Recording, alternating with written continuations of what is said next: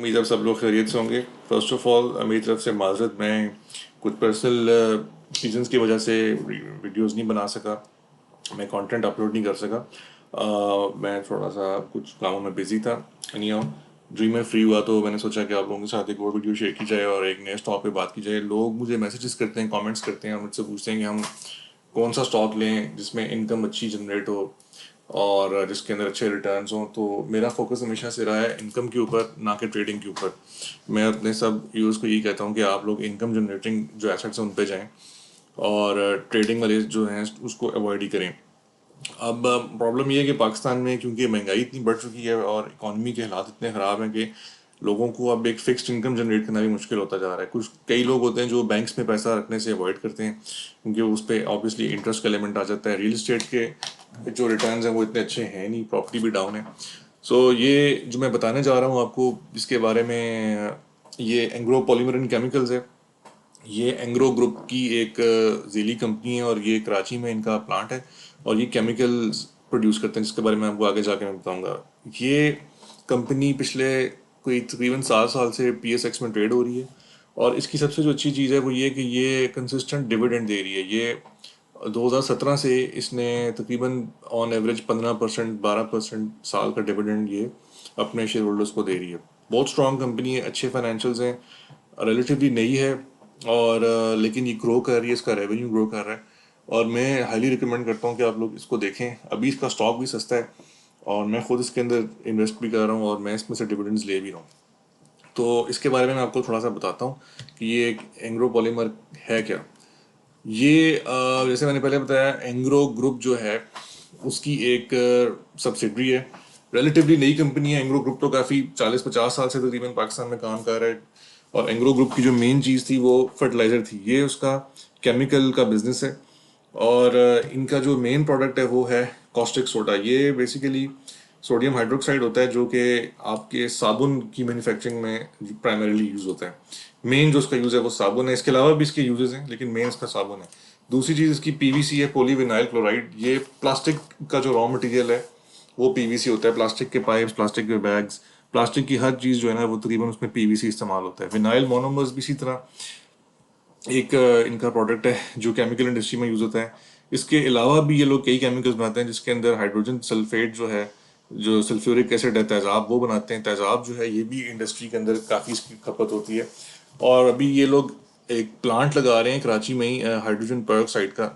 ये hydrogen peroxide जो है ये केमिकल है जो ब्लीचिंग एजेंट के तौर पर यूज़ होता है और प्राइमरीली ये टेक्सटाइल इंडस्ट्री जो है उसके अंदर एक मेन इंग्रेडिएंट होता है उस टेक्सटाइल मैन्युफैक्चरिंग के प्रोसेस का। जो केमिकल्स होते हैं ये किसी भी मुल्क की इकोनॉमी के लिए, उसकी इंडस्ट्री के लिए एक बेसिक इंडस्ट्री समझी जाती है। केमिकल्स जो हैं ये उसकी केमिकल्स को यूज़ करके आप फिनिश प्रोडक्ट्स बनाते हैं। हर प्रोडक्ट के पीछे केमिकल यूज़ हो रहा होता है और केमिकल एक मुल्क की ना कोर इंडस्ट्री है।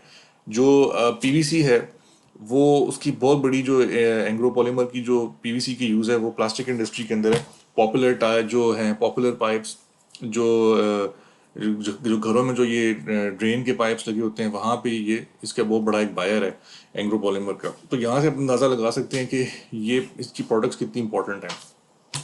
प्लांट इनका कराची में लोकेटेड है, पोर्ट कासिम पे, और ये लोग 2017 में ये पब्लिक हुई थी और तकरीबन 14% का आफ्टर टैक्स जो है डिविडेंड ये दे रही है। 2017 से दे रही है और तकरीबन क्वार्टरली अब ये दे रही है। कंपनी बहुत तगड़ी है, इसके फाइनेंशियल्स बहुत स्ट्रांग हैं, रेवेन्यूज इसके ग्रो कर रहे हैं क्योंकि पीछे इसके एंग्रो ग्रुप है। खुद भी इसकी बैलेंस शीट काफ़ी अच्छी है, मैंने असेसमेंट की है। और इसमें हम अगर इसके फाइनेंशियल्स का एक पीक लें तो हम जो पिछले 4 साल का डेटा मैंने देखा है वो बहुत ही इंप्रेसिव है। 2020 के फाइनेंशियल ईयर में इन्होंने तकरीबन 35 अरब का रेवेन्यू किया और 21 में उससे डबल, फिर आगे 22 में भी इन्होंने इंक्रीज किया। 23 में इनका रेवेन्यू थोड़ा सा फ्लैट था। ठीक है, अगर हम प्रॉफिटेबिलिटी की बात करें तो इन्होंने प्रॉफिटेबिलिटी भी अपनी साथ साथ इम्प्रूव की है। 2023 में इन्होंने थोड़ी सी प्रॉफिटेबिलिटी इनकी ड्रॉप हुई है बिकॉज प्रॉबली जो ये फाइनेंसिंग का जो एक एलिमेंट है, जो फाइनेंसिंग महंगी हुई है, डेट सर्विसिंग, उसकी वजह से इनकी टॉप लाइन को हिट हुई है। लेकिन इनका रेवेन्यू ग्रोथ बहुत ही इंप्रेसिव है। वो भी क्यों? क्योंकि ये जो 2-3 साल हैं इनके अंदर कोविड आया, इसके अंदर मुल्क में पॉलिटिकल टर्मोइल हुआ, रियल एस्टेट मार्केट भी बैठी, लेकिन इवन देन ये कंपनी ग्रो कर रही है, जो कि काफ़ी काफ़ी इंप्रेसिव है। पिछले कोई एक साल से इनका प्रॉफिट थोड़ा सा फ्लैट है, जिसकी वजह से इसका स्टॉक के ऊपर प्रेशर पड़ा हुआ है, लेकिन इसका रेवेन्यू जो है वो एक ग्रोथ ट्रैजेक्टरी की तरफ जा रहा है। और जो लोग मेरी वीडियोस को सुनते हैं, मैंने उनको यही हमेशा चीज़ कही है कि जो स्टॉक की जो ग्रो प्राइस है ना, वो रेवेन्यू के साथ चल रही होती है। अगर कंपनी का रेवेन्यू ग्रो कर रहा है तो स्टॉक प्राइस भी ग्रो करती है। सो हम इसकी अगर बैलेंस शीट को देखें तो एक स्टेबल बैलेंस शीट है, बहुत अच्छी नहीं है लेकिन अच्छी स्टेबल है। 93 बिलियन के एसेट्स हैं, तकरीबन 63 बिलियन की लाइबिलिटीज़ हैं। डेट जो है वो थोड़ा 35 थोड़ा हाई साइड पे है, 35 अरब। लेकिन इन्होंने ये जो अभी एक्सपेंशंस की हैं अपनी, ये हाइड्रोजन पेरोक्साइड का प्लांट लगा रहे हैं, उसकी वजह से इन्होंने काफ़ी लोन्स लिए हैं। और इक्विटी जो है इनके पास वो तकरीबन 28 अरब की है, जिसमें से कैश इक्विटी खाली 5 या 6 अरब से ज़्यादा की नहीं है, जो कि मेरे लिए थोड़ी सी अलार्मिंग है। आई वुड से कि कम से कम 10 से 12 अरब की हो तो वो प्रेफरेबल है। लेकिन एनी हो, इनका जो मार्केट में स्टॉक है उसकी तकरीबन 20 अरब खाली उसकी इक्विटी पड़ी हुई है। सो एक स्टेबल बैलेंस शीट है, अपनी सारी जो short to medium term obligations को वो मीट कर लेगी, कोई इतना प्रॉब्लम नहीं है। एंग्रो ग्रुप की हमेशा से एक अच्छी बात ये रही है कि ये अपनी बैलेंस शीट को बड़ा अच्छा रखते हैं। इनकी बैलेंस शीट बड़ी अच्छी साफ होती है, और इनके पास इतना कैश होता है कि ये लोग शॉक्स को एब्जॉर्ब कर लेते हैं और अपने शेयर होल्डर्स को ये पैसा रिटर्न भी करते हैं।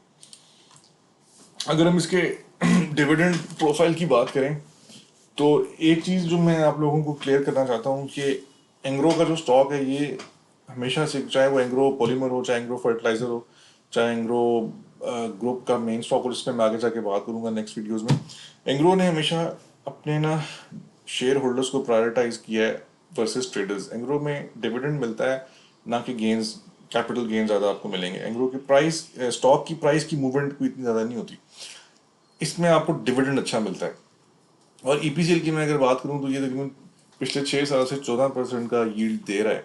और इसका जो डिविडेंड डिसिप्लिन है वो इतना है कि ये तकरीबन अब पिछले 2 साल से क्वार्टरली डिविडेंड्स पे कर रहा है। जैसे मैं आपको दिखाता हूँ यहाँ पे एंग्रो पॉलीमर की अगर हम डिविडेंड्स देखें, सो ये देखें 2023 में भी इसने क्वार्टरली डिविडेंड्स पे किए, 2022 में भी इसने क्वार्टरली पे किए, 2021 में भी इसने तकरीबन क्वार्टरली डिविडेंड्स पे किए। अब ये रेगुलरली क्वार्टरली डिविडेंड्स पे कर रहा है।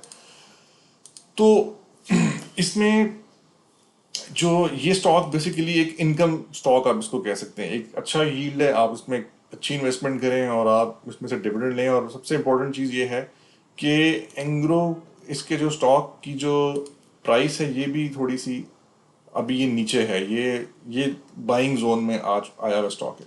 अगर मैं इसका डाटा खोलूं तो आप देख रहे हैं अभी ये स्टॉक एज ऑफ टुडे 15 जुलाई को ये तकरीबन 44 रुपीज़ का ट्रेड हो रहा है।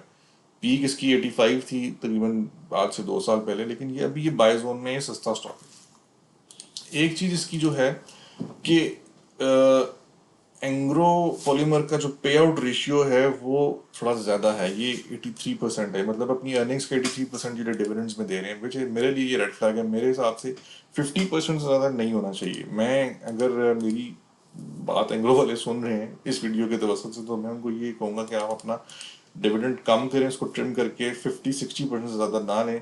मेरे लिए कंसिस्टेंसी ज़्यादा इंपॉर्टेंट है वर्सेस हाई पे आउट रेशियो। ये हाई पे आउट रेशियो थोड़ा सा आपके बैलेंस शीट को स्क्वीज कर लेता है। बहरहाल ये मेरी एक सजेशन है, मेरी एक विश है, लोग मुझसे डिसएग्री भी कर सकते हैं। इंस्टीट्यूशंस भी इसको होल्ड करते हैं, मेजर इंस्टीट्यूशंस ने इसको बाय किया हुआ है। मित्सुबिशी ग्रुप है जापान का, वो उसका एक बड़ा शेयर होल्डर है। वैनगार्ड है, अब वो भी काफ़ी फंड्स हैं जो इनको को होल्ड करते हैं। लोकल फंड्स ने काफ़ी इसको उठाया हुआ है, अलमीज़ान है, एमसीबी एसेट मैनेजमेंट है, इसमें काफ़ी बड़े इंस्टीट्यूशंस भी हैं। एक चीज़ इसमें ये है कि इसका जो फ्लोट है वो कम है, वो 21% है। जो एंग्रो की लेटेस्ट रिपोर्ट मैंने देखी है उसमें सिर्फ 21% शेयर मार्केट में ट्रेड हो रहा है, बाकी सारा जो स्टॉक है वो एंग्रो की मैनेजमेंट के पास है। और ये चीज़ मैंने कई दफ़ा ऑब्जर्व की है कि एंग्रो मैनेजमेंट जो है वो ईपीसीएल के स्टॉक में जब भी कोई पंप आता है तो वो उसको सेल करते हैं। अभी भी आज के दिन भी स्टॉक में पंप आया तो उन्होंने उसको सेल किया। उसकी एक वजह ये हो सकती है कि ये पेरोक्साइड का जो प्लांट है उसकी फाइनेंसिंग को पूरा करने के लिए अपनी ट्रेजरी में से स्टॉक बेच रहे हैं ये लोग बैंक्स को अवॉइड, जितना हो सके ये अवॉइड करना चाह रहे हो, शायद एक वजह ये हो सकती है। सो मैं इस स्टॉक में कोई आउटसाइज गेन्स इतने एक्सपेक्ट नहीं करता।